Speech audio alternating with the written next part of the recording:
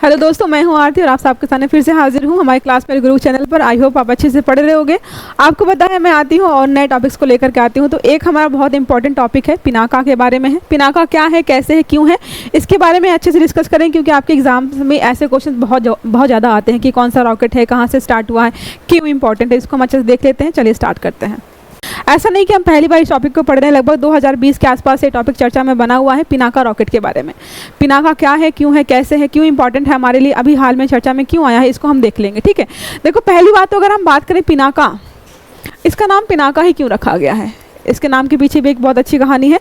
पिनाका, अगर आपने रामायण देखी है तो राम जी ने जो धनुष तोड़ा था, जिसको तोड़ने के बाद उन्होंने सीता माता से विवाह किया था, उस धनुष का नाम क्या था, पिनाका।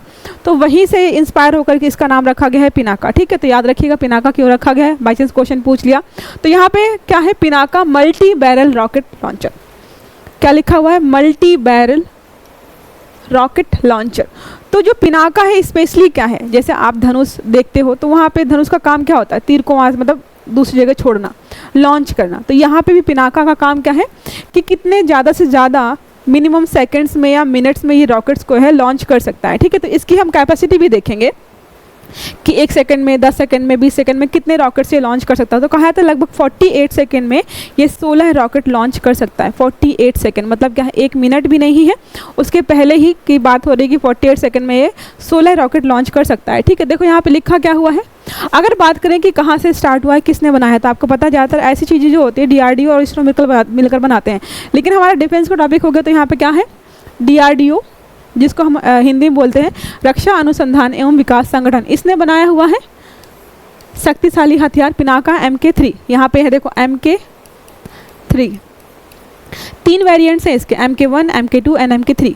इसको भी हम अलग से देखेंगे। तो यहाँ पे जो हम बात कर रहे हैं वो बात कर रहे हैं MK3 के, लेकिन इसके अलावा आपको याद रखना है MK1 और MK2।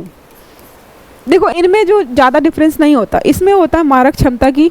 यहाँ पे चीज़ें होती कि भाई MK1 की मारक क्षमता 40 किलोमीटर थी, MK2 की जो है 60 किलोमीटर है, MK2 अपडेटेड वर्जन की जो है 90 किलोमीटर है, और जो MK3 पढ़ रहे हैं उसकी आई थिंक 125 किलोमीटर है। तो यहाँ पे अलग अलग मारक क्षमता होने वाली है।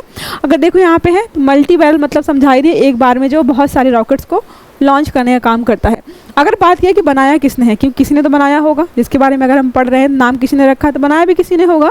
इसको बनाया है armament research and development establishment जो है, जिसको शॉर्ट में आप ARDI बोल सकते हो, इसने इसको बनाया हुआ है। ठीक है, ये विभिन्न प्रकार के क्षेत्रीय लक्ष्यों पर घातक, मतलब देखो इसका काम क्या होता है, जैसे मान लीजिए कि कहीं पर मतलब कहीं पर हमें पहुंचना है, ठीक है, और वहाँ पे जो है बहुत सारे बम्बार्टमेंट हो रही, गोलियां चल रही, तो उस एरिया तक हमारे जो सैनिक पैदल हैं किसी भी मात्रा किसी भी तरीके से पहुँचना चाहते हैं, तो अगर आप जो है रॉकेट वगैरह छोड़ेंगे तो क्या होगा, वहाँ के लोग जो है, जो भी हमारे दुश्मन हैं वो थोड़ी देर के लिए थोड़ा सा इधर उधर हो जाएंगे, तो हमें वहाँ पहुँचने में आसानी हो जाएगी। तो ज़्यादातर चीज़ों का इस्तेमाल इसीलिए किया जाता है। फिर क्या लिखा है देखो यहाँ पे, दुश्मन के सैनिक हो गए, बख्तरबंद हो गए, सॉफ्ट स्किन वाहन हो गए, संचार केंद्र, हवाई टर्मिनल परिसर तथा ईंधन और गोला बारूद के भंडार, यहाँ तक पहुँचने के लिए या इनको नष्ट करने के लिए इसका उपयोग किया जाता है। ठीक है, भारत के पास पहले से ही पिनाका रॉकेट लॉन्चर कई संस्करण हैं। हम तीसरे संस्करण की बात कर रहे हैं। यहाँ पे हमारे पास ऑलरेडी दूसरे 2 संस्करण हैं, इस पे कंटिन्यूसली टेस्टिंग चल रही थी और फाइनली अब हमारे पास MK3 भी अवेलेबल है। ठीक है, फिर लिखा है पिनाका, यहाँ पे देखो पिनाका M1 या MK1 की जो मार्क क्षमता है 48 किलोमीटर है। फिर क्या MK1 को ही अपडेट किया गया था, उसकी जो मार्क क्षमता है आपको 60 देखने को मिलेगी, और MK2 की जो मार्क क्षमता है वो आपकी है 90 किलोमीटर, और जो हम पढ़ रहे हैं अभी पिनाका MK3 जो है उसकी मार्क क्षमता है 125 किलोमीटर। आपको क्या लगता है ये लॉन्ग रेंज का होगा या शॉर्ट रेंज का होगा? जाहिर सी बात है लॉन्ग रेंज, यहाँ पे लिखा हुआ है 125 किलोमीटर। शॉर्ट रेंज तो आपका 40 किलोमीटर से कम होता है तो उसको हम शॉर्ट रेंज में काउंट करते हैं, लेकिन यहाँ पे 40 से ज़्यादा है, 125 किलोमीटर देखने को मिल रहा है। ठीक है, फिर क्या लिखा हुआ, विशेषताएं की बात करें, विशेषताओं की बात करें कि इसकी स्पेशलिटीज़ क्या क्या है, तो देखो चीज़ें यहाँ पे हैं। मल्टी ट्यूब लॉन्चर वाहन है। मल्टी ट्यूब लॉन्चर मतलब अब मल्टी, हर जगह मल्टी यूज़ होगा क्योंकि मल्टी रॉकेट्स यूज़ हो रहे हैं यहाँ पे। यहाँ पे मल्टी ट्यूब लॉन्चर वहाँ पे है। पुनः पूर्ति सह लोडर वाहन है यहाँ पे, मतलब क्या एक बार आप जो रॉकेट लगाई 40-50 यूज़ कर लिए, आप उसको फिर से लोड कर सकते हो, फिर से उसका इस्तेमाल कर सकते हो। यहाँ पे चीज़ें वही लिखी हुई हैं। अगर आप यहाँ पे बात करेंगे कि कितनी देर में कितने रॉकेट्स लॉन्च करता है, तो यहाँ पर देखो लिखा है 48, यहाँ पे लिखा नहीं, 48 सेकंड में लगभग 16, क्योंकि मैंने गूगल किया था तो वहाँ पे 42 सेकंड्स में जो है 42 सेकंड्स में आई थिंक था 12 या 14 रॉकेट था, ठीक है। तो अगर बात करें तो 48 सेकंड में लगभग 16 रॉकेट यहाँ पे लॉन्च कर सकता है। एक बार इसको चेक कर लीजिएगा, क्रॉस चेक करिएगा कितने हैं, ठीक है। यहाँ पे सारी चीज़ें दी हुई हैं। अगर बात करें यहाँ पे कि पेलोड कितना है, पेलोड मतलब है कि एक बार में कितना ये गोला बारूद ले जा सकता है एक जगह से दूसरी जगह पर, ठीक है। तो यहाँ पे लिखा है 100 किलोग्राम्स पेलोड है इसका। एंटी टैंक माइंस ब्लास्ट कम्फ्री प्रेग्नेंट एम विस्फोटक जैसे कई प्रकार के वॉरहेड्स का यहाँ पे चीज़ों को ले जा सकता है एक जगह से दूसरी जगह पर। तो इसकी जो है पेलोड कितना है ये भी याद रखिएगा।